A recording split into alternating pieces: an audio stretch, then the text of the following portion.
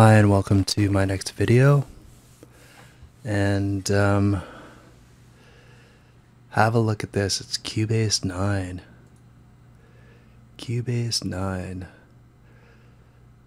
So basically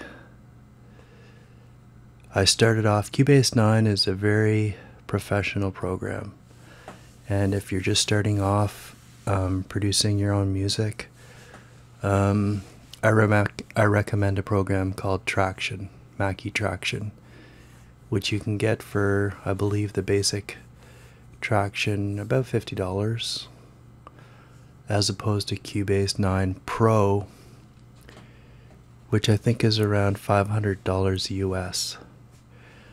And I had an ancient copy of Cubase 5 that I finally upgraded to Cubase 9. And it cost me $375 Canadian, which is $299 US, I believe.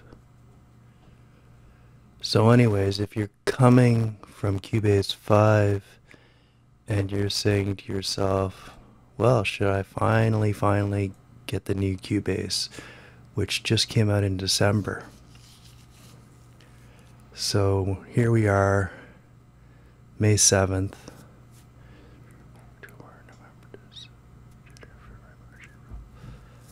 May, so about 6 months later. January, February, March, April, May, 5 months later, 4 months and a bit. And so basically this is a pretty new product, Cubase 9 Pro, as of December. So let's go through what you're going to get with Cubase 9 Pro. I just got new Cubase 9 Pro and upgraded from Cubase 5 on my Windows 8.1 Professional. It's 7:50 p.m. and I upgraded it I started to upgrade it about 11 o'clock this morning. So basically,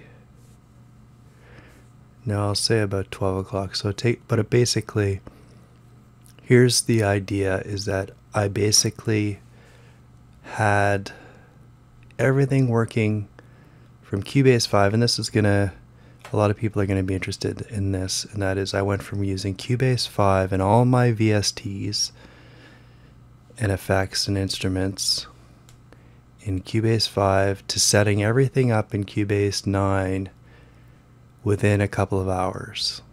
I had everything working. And I'm talking even my 32-bit plugins working. And I'm going to show you how I did that. So there's a couple things that I'll talk about. Quickly talk about JBridger. JBridger is a little program that allows you to use your older plugins, instruments, and effects, and you have a bridged VST folder, and then you can see here's the folder with some of my bridged VSTs.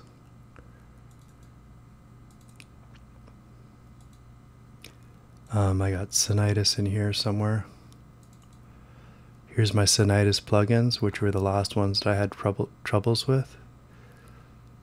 But anyways, so, and then there you go to Cubase 9, right click on the icon and go properties and run it as administrator. Compatibility, run this program as administrator.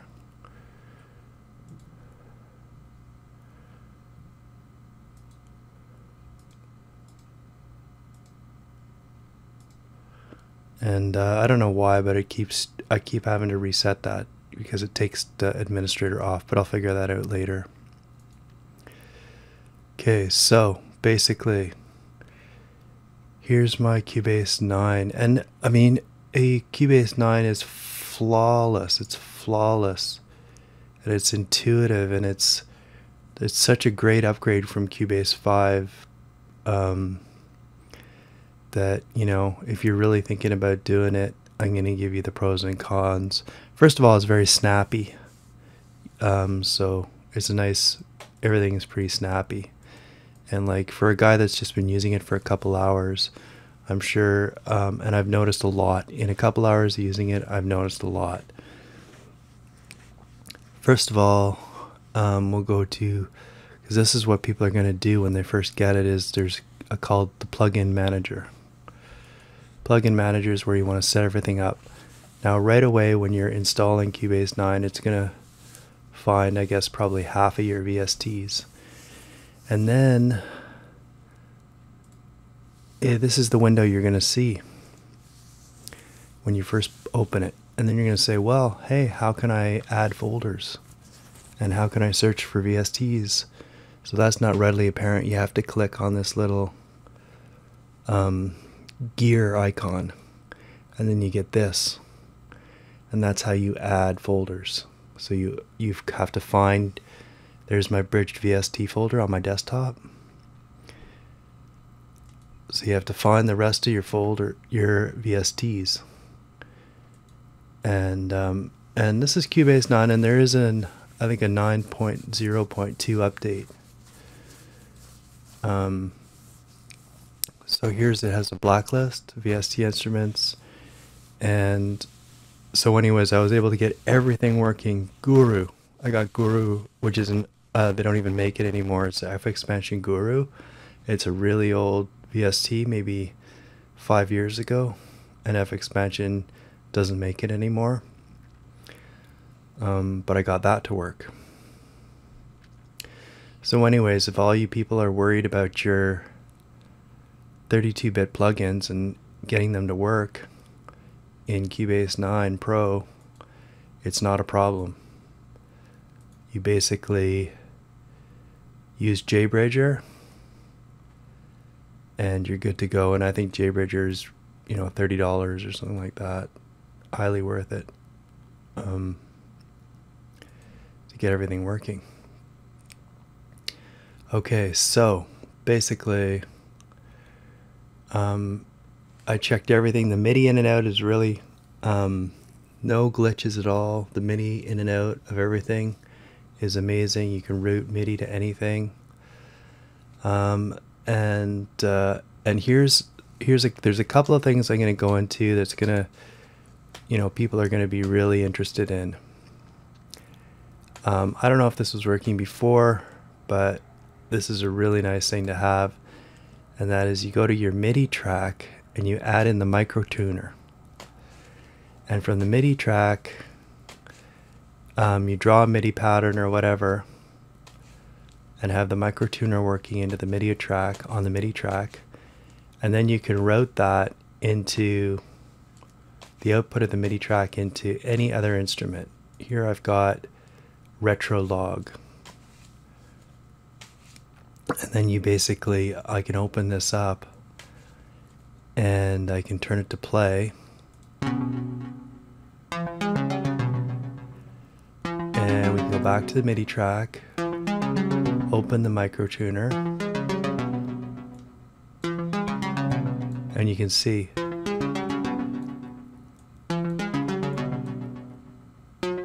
There we go, you can hear that. So that is a brilliant thing. Yeah, microtuning your MIDI track. Really handy track thing. And this is Guru, which I use as a sequencer. Okay, now I'll break it down. Some of the things that are going to blow your mind if you're moving from... okay, so here we'll go from... into this is the channel settings. So channel settings, you've got all this channel strip stuff that's brand new. And then we'll go to the inserts. So the reason I'm going to the inserts is because the channel strip itself is pretty amazing, because I think it's basically a whole bunch of high quality mastering and mixing plugins. But here's the inserts. So a lot of stuff has gone unchanged from even Cubase 5. It's amazing. They haven't reskinned or anything, some of the VSTs that are included. But here's pitch correct. Now, the reason I'm going to talk about pitch correct is because pitch correct was almost a useless plugin in Cubase 5, even with a pretty up-to-date computer. So here we go with pitch correct, and I will show you, and it looks almost exactly the same as pitch correct on Cubase 5, like this window. So here I am playing my little sequence, and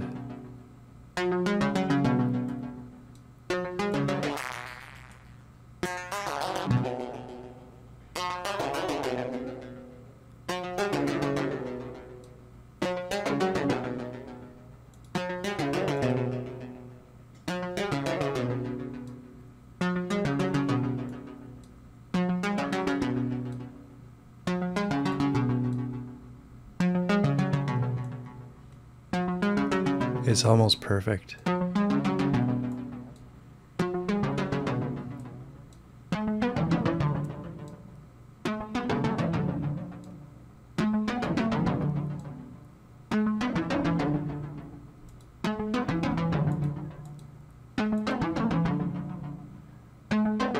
Oh, maybe let's turn some of these effects off.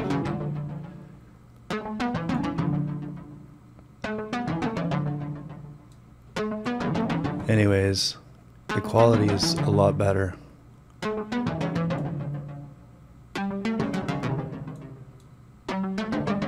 Let's try another sound.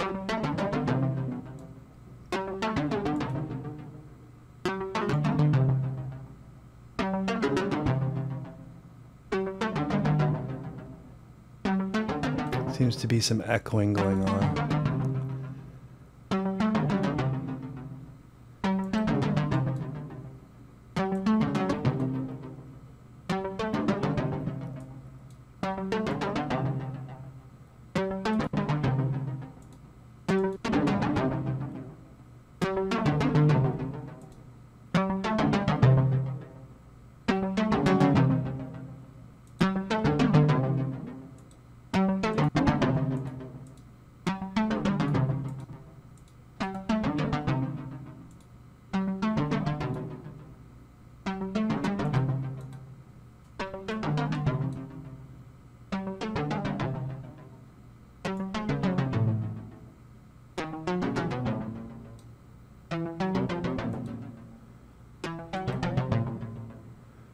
Okay, so here's retro log.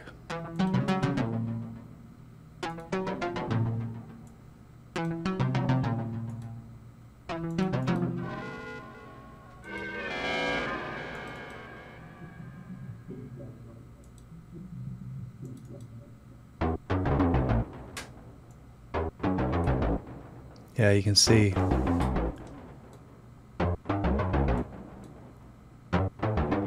Oh, I think it's almost perfect. Like, the pitch correct is totally usable.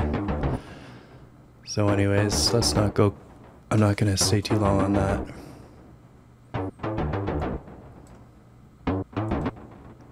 So yeah, here's some of the things that are going to blow you away as well. So let's go quickly over the couple things that I was telling you.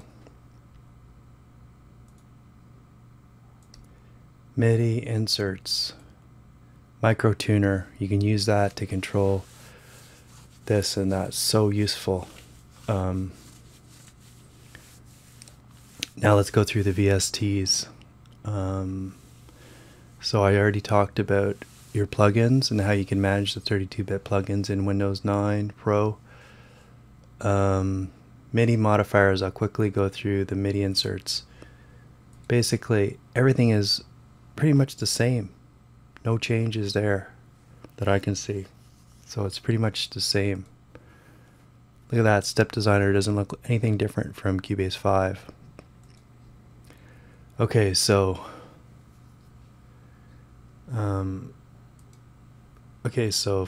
forget about that for now. Okay, so let's go into the VSTs. Okay, so we'll go into some quick things that are going to say, wow, that's really okay. So here's your plugins, and then your so I got all my all my plugins working, even the 32-bit ones. So there's my Sonitis.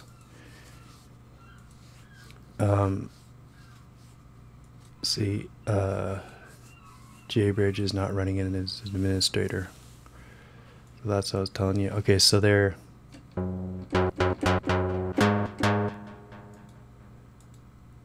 have to set up the presets.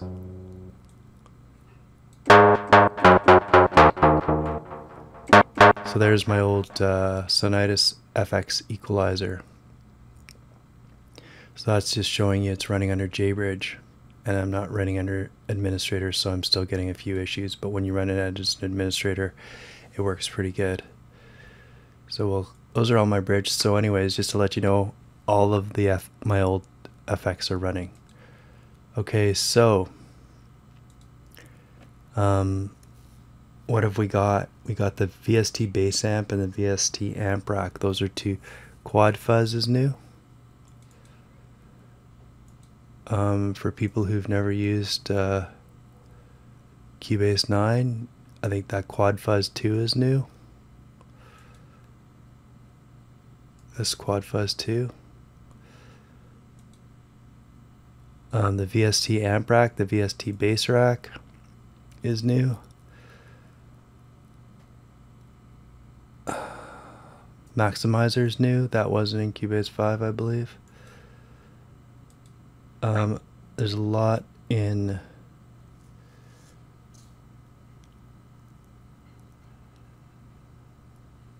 let's see.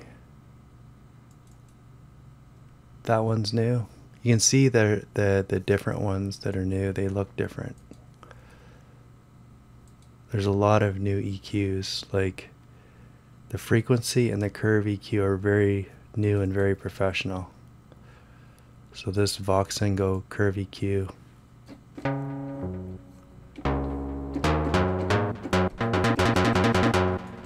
Here's another thing that's people are gonna really like about Cubase 9, and that is that I have a Novation keyboard, and when I plug it in to my computer, I'd have to restart Cubase because it would not detect. And if I disconnected my Novation, it wouldn't work in Cubase. Again, I'd have to restart Cubase. But now it's all changed. So say I didn't turn on my keyboard, my USB keyboard, and I'm already in Cubase.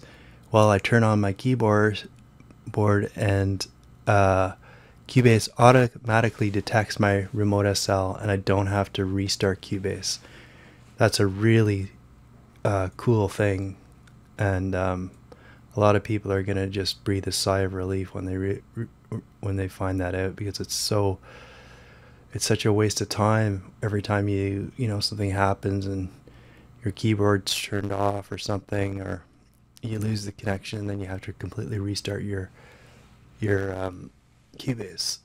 Okay, so that's another thing that's really good about Cubase 9. It's like they can automatically detect you know, your MIDI keyboard when you connect it. Okay, so there's the Vox and Go. This frequency is new. It's got a whole bunch of new features that I was looking at. Linear phase. It's got some very, very professional features. So I think basically Cubase 9 for mixing and mastering, like, it's got a ton more for mixing and mastering. Like, it's really, since Cubase 5, the mixing mastering end of Cubase is really fleshed out really beautifully. Like I said, the pitch shift is perfect. It's usable now. It just wasn't usable at all before. Reverb, you've got something called Revelation, which is brand new. I don't know what that is, but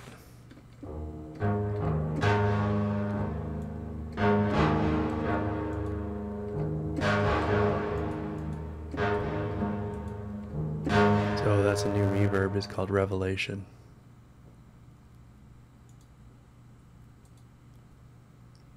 reference, exactly the same as on Cubase 5. Those are my VFX loop mash. Oh, that's loop mash effects. There's loop mash. I'll go through that later. Okay, so these are all of the new effects. Some of these are new.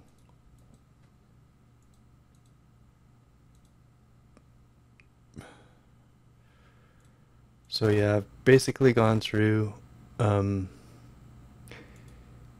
don't think it's gonna blow your mind, but the differences that Cubase makes, they're really helpful differences. It's not like bells and whistles. It's real stuff that really, you can really see that, they're like, how can we make Cubase, really better? Not just, it's not just for show. The stuff is really, it's really good changes that they've made, I think. Okay, so for the creative musician, and basically, okay, so let's go back to now we're going to go to the actual new instruments that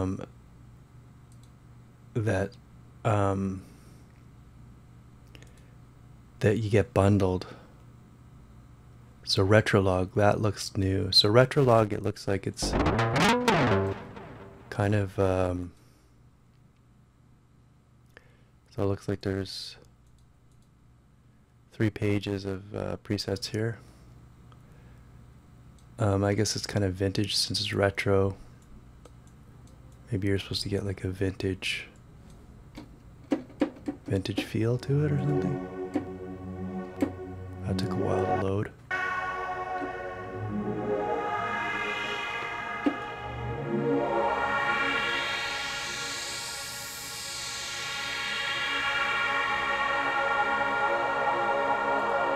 Just for fun, let's see if microtuner works with this thing.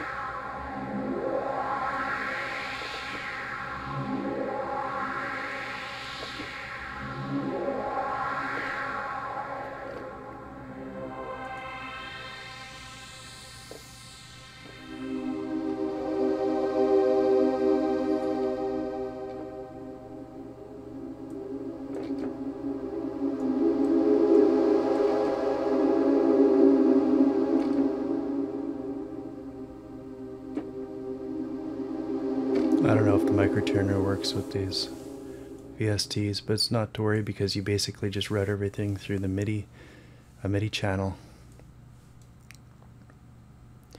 Okay, so that's Retrolog. Looks like it's 3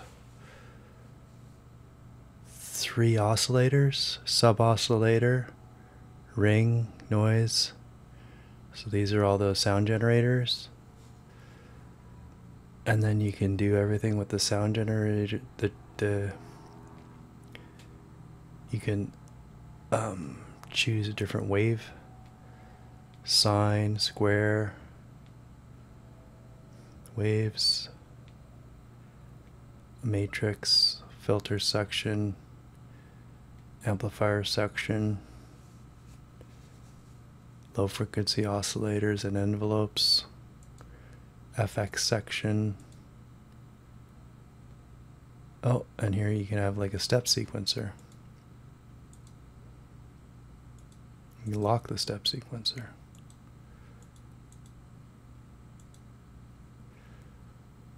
How do you turn it on?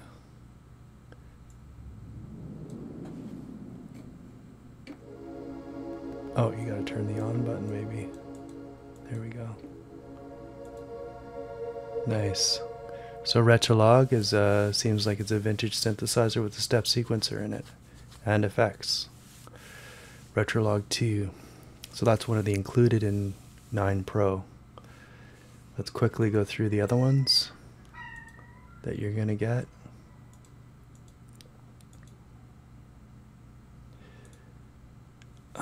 So Halion Sonic SE, some kind of sampler. Let's go to Loop Mash. So Loop Mash doesn't look anything different. Oh, it has a few different things. So yeah, Loop Mash looks like it's a little bit changed over from Loop Mash in Cubase 5. It's got a few other things going. But it looks like it's kind of basically, it's kind of a DJ-y thing. So for people who like to make music from scratch, Loop Mash is more of sort of a DJ deal, I think, anyways, from what I remember. So anyways, yeah, Loop Mash, it's got the Loop Mash with a few extra features you're going to get in Pro 9. Let's see what else we got.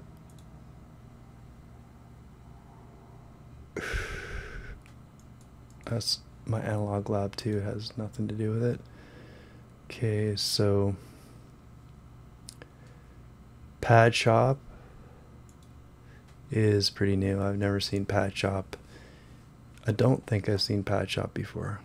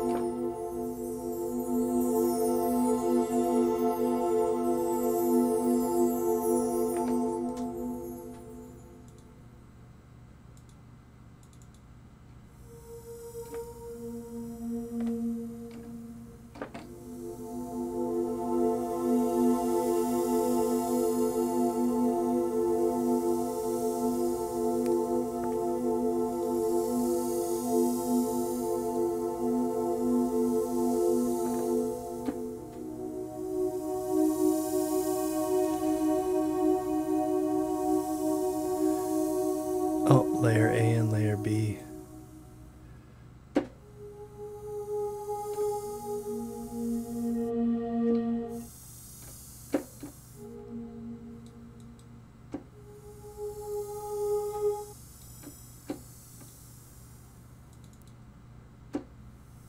Oh, I can't get layer A to work.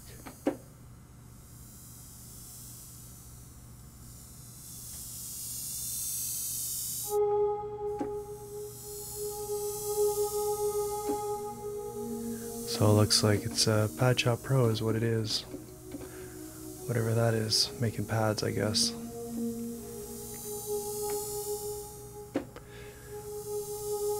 Which is quite exciting. Pad Shop Pro. I guess it's got like this little sparkly kind of thing where it plays different pieces of the sample, maybe. Oh yeah, maybe. So yeah, that's how it does it. Okay, so anyways, so Pad Shop Pro, there's another VST. Halion Sonic, which is a sampler apparently. Second edition.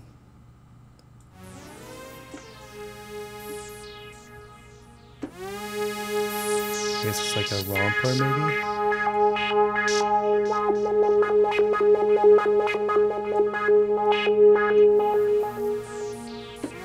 High quality romper.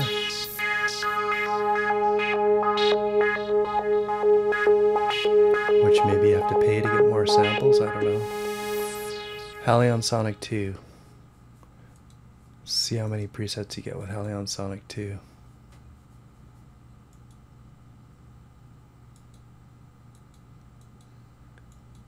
Ooh, looks like quite a few.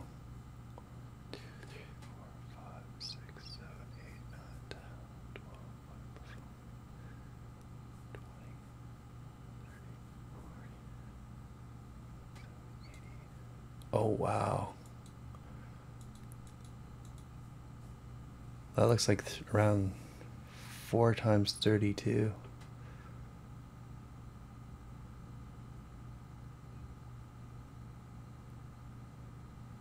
So 100, over 100, 2, 3, 4, 5, 6, 7, 8, 9, 10, 11, 12.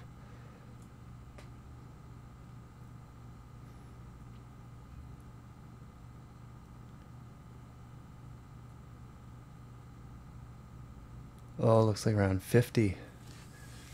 Maybe 200 presets, or maybe more than 200 presets for Halion Sonic. So that looks pretty cool. Okay, so there's Halion Sonic. A lot of these are the same. So yeah, when you first look at Cubase 9, you'd be like, oh, well, there's not that many.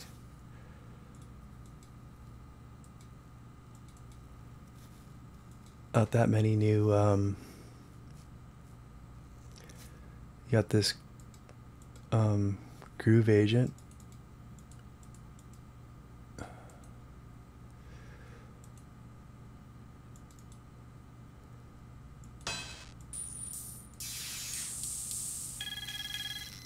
Just like a little drum machine here.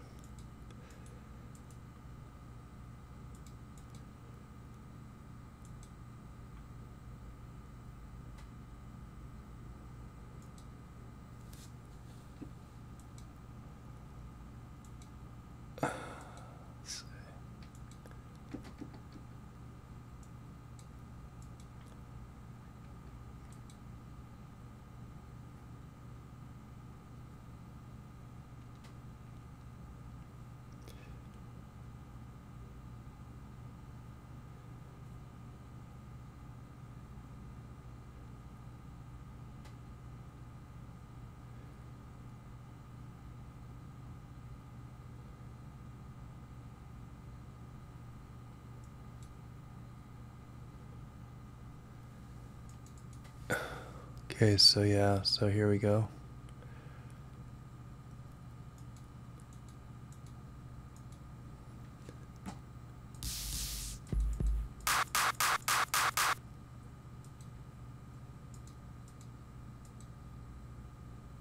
I don't know about the pattern. I don't know what's going on with that.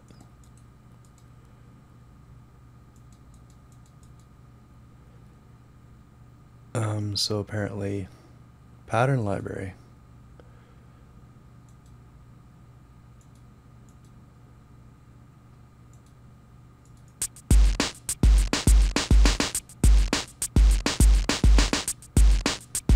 Oh, it looks like you can load a pattern.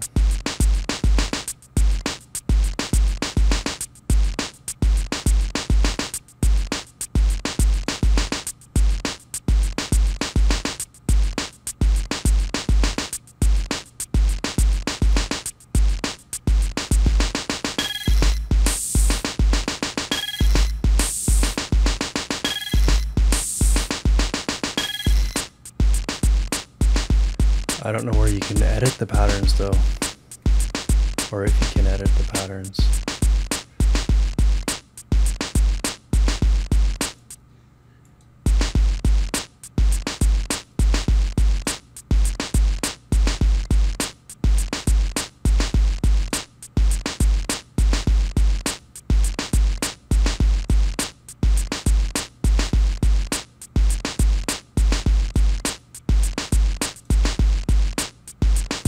So yeah, I don't know if you can record patterns and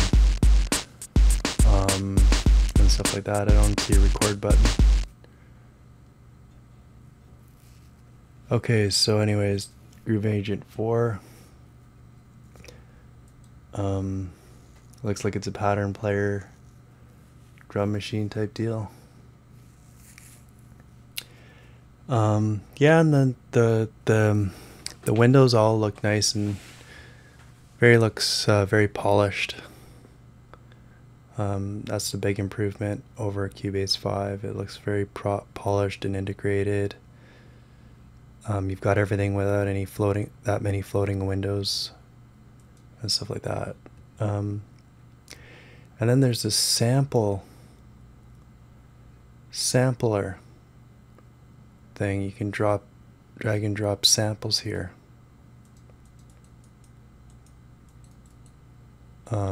So that's new too. So apparently you can just let's see if I can find samples to drop.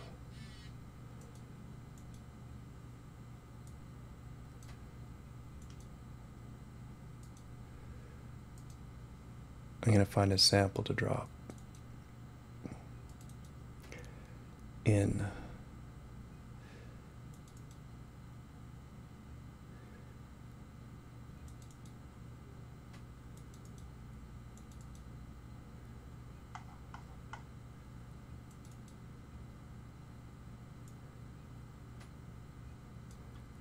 So here we go.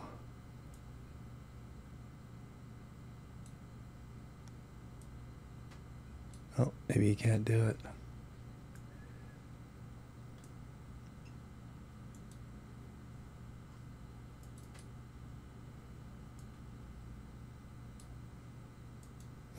I wonder how you do that, but there must be a way to do it.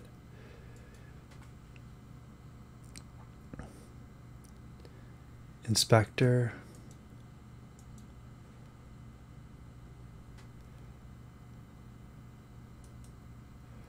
Drop audio sample, media bay.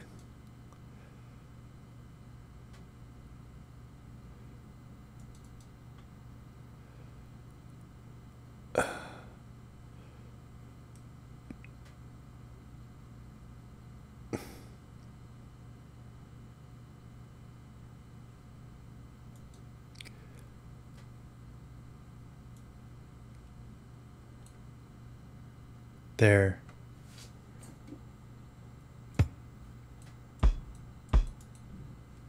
Sampler track.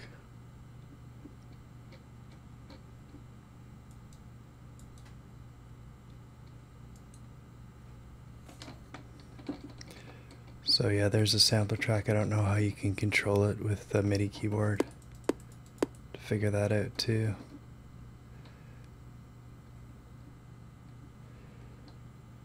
MIDI.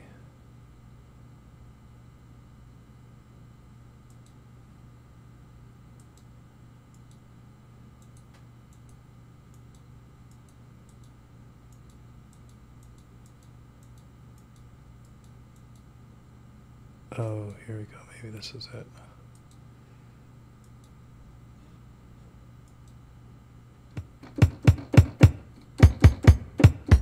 So yeah, that's brand new. So you can play, quickly access your samples and turn it into a sample player right there. That's nice. So yeah, there's a rundown of Cubase 9, and I'm sure, and that's only after a couple of hours using it.